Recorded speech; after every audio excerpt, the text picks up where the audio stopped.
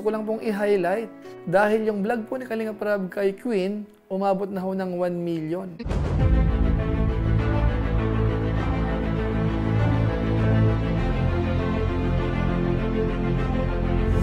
Ayun, shoutout guys. Muli po, welcome to my YouTube channel. Ito po si Kuya Julay, ang inyong katugang, ang inyong kalingap. Na muling babati po sa inyo ng magandang araw, magandang gabi.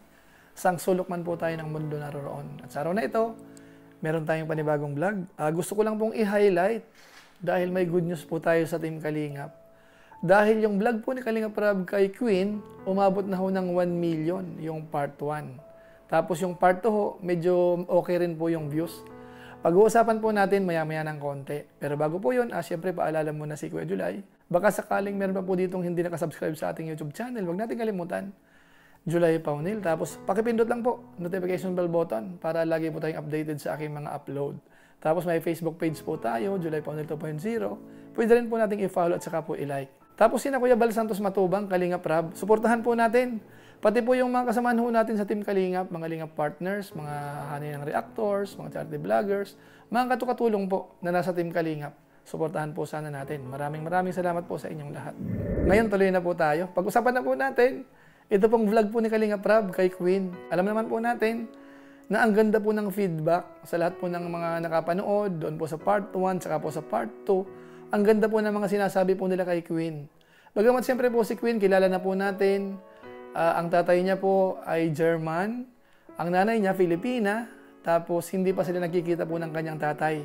Na kung saan yan po ang kanyang isa sa mga pangarap, magkita po sila. Bagamat sinabi naman po nila ng kanyang pamilya, hindi naman po sila manggugulo.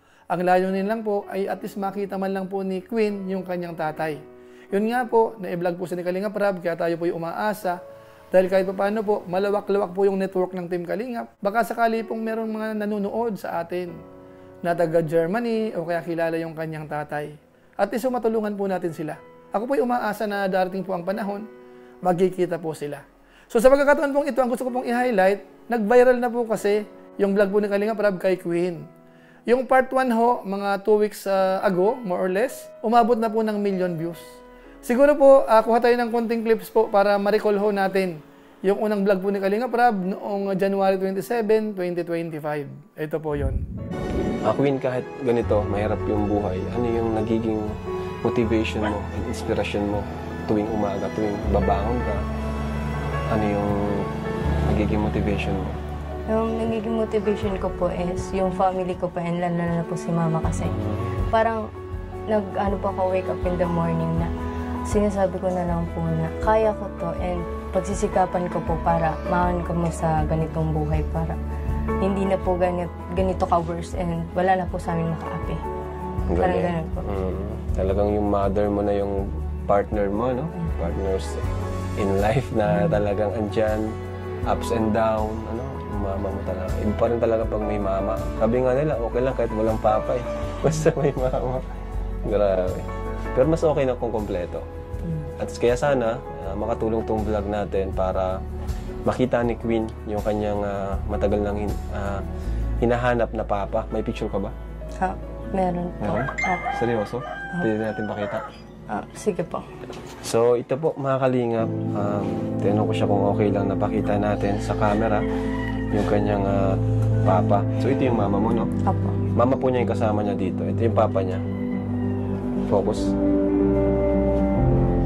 Naka-focus, bro. Ang pangalan niya ay Christoph Jewel. Kamukha mo. Grabe. Grabe. Basta sabi daw po ni mama nung sa time po nila, mga 6-footer daw po yan. Tangkad talaga to kasi ikaw, tangkad mo na eh. So ayun mga kabayan po natin, dyan po sa episode na yan, nakita na po natin, napansin na po yung beauty ho dyan ni Queen. Kahit ho yung kanyang bihis ay hindi ho masyadong magara, kumbaga, nakapambahay lang po siya. Pero litaw na litaw po yung kanyang beauty.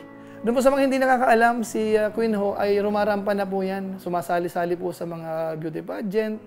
Minsan mga event po sa bayan-bayan, sa school, at sa iba't ibang mga event po, mga bayan natin. So kahit pa paano ho, medyo nasasanay na po siya. Kaso nga lang po, nasa Team Kalingap na po si Queen. So mukhang ano po, baka mag-iba ang takbo ng kanyang buhay. Pero isa lang po ang natatandaan ko, binanggit po ni Kalingap Rab, gusto niya pong sumikat din po si Queen. Susuportahan po ng Team Kalingap. So yan po ang good news po natin, umabot na po ng 1 million views yung part 1, kaya congratulations Kalingap Rab at saka po kay Queen. At ganoon na rin po dun sa kanyang scouter, si June Wonder, ano? Suportahan din po natin ang kanyang channel. Yan po ang nag-aalaga po kay Queen, na taga Bicol din po. Si Queen nga po pala ay taga Iriga lang. So, Ringconada po yan. Pareho po kami ng salita rin ni Queen. So, ngayon po, punta naman po natin yung part 2. Na kung saan ilang days pa lang po, 2 days ago pa lang. Pero nasa 500,000 na po yan, mahigit ang views po niyan. So, kahit pa paano ho, maganda rin. Tingnan po natin kung ito po ay papalo rin po sa milyon. Siguro ho, puntahan na ho natin yung konting clips po dyan sa episode na yan, yung part 2 po. Ito po yun. Buti ito yung naisip mo, nagawin dun sa perang binigay namin. Naisip mong magsimula ng kahit maliit na negosyo. Bakit yun ang naisipan mo? Para po ano po yung pera po is maparol po para po mas lumaki. Wow, 13 ka pa lang, ang dami mo nang alam sa buhay gawin. Galing mga kalingap, no? Napakasimple lang talaga ni Queen.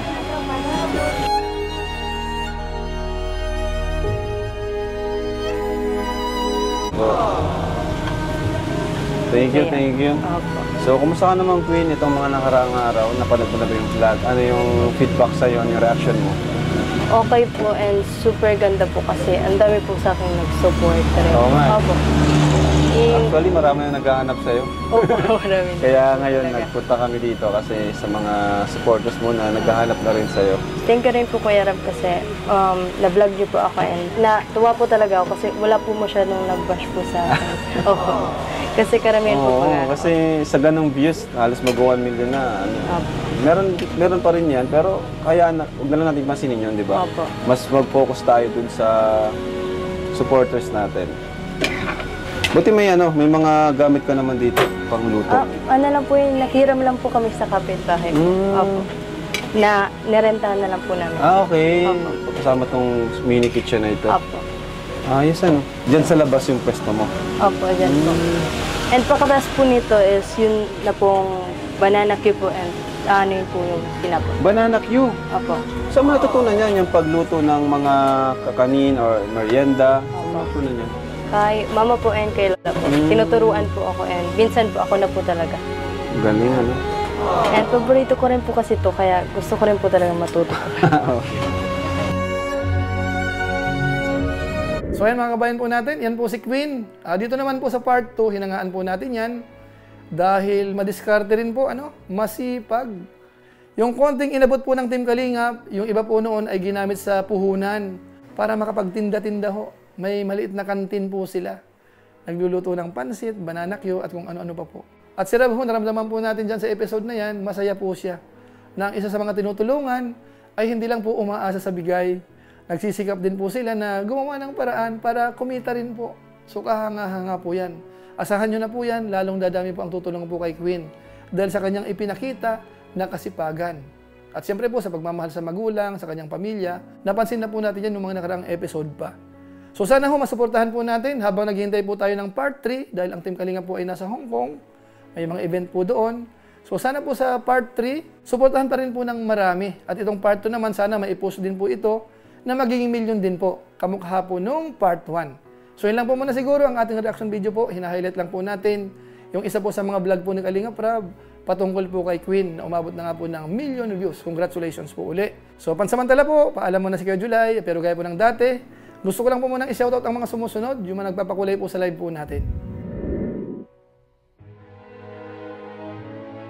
Tapos maraming salamat din po sa ating mga kasaman sa COOS, Kalingap OFW Organic Sponsors, sa inyo pong patuloy na pagsuporta po sa mga babae program ni na Kuya Bal Santos Matubang at saka po ni Kalingap Rab. Maraming salamat po sa inyo. At siyempre po sa ating mga masugid na taga-subaybay, mga lagi pong nanonood sa ating YouTube channel, sa ating Facebook page, pati po sa ating live stream, maraming salamat po sa inyo. Naway wag kayong magsawa. Panoorin po natin at kung inyo pong nagugustuhan, i-share po natin. Kamukha po nito, pwede po nating i-share. So maraming salamat po. So muli, ito po si Kuya July, ang inyong katugang, ang inyong kalingap na pansamantalang nagpapaalam po muna. Kita-kita ulit tayo sa mga susunod ko pang vlog. Maraming salamat sa inyong walang sawang pagsuporta po sa ating YouTube channel. Pagpalain nawa kayo ng Diyos, mabuhay tayong lahat. God bless! Bye-bye!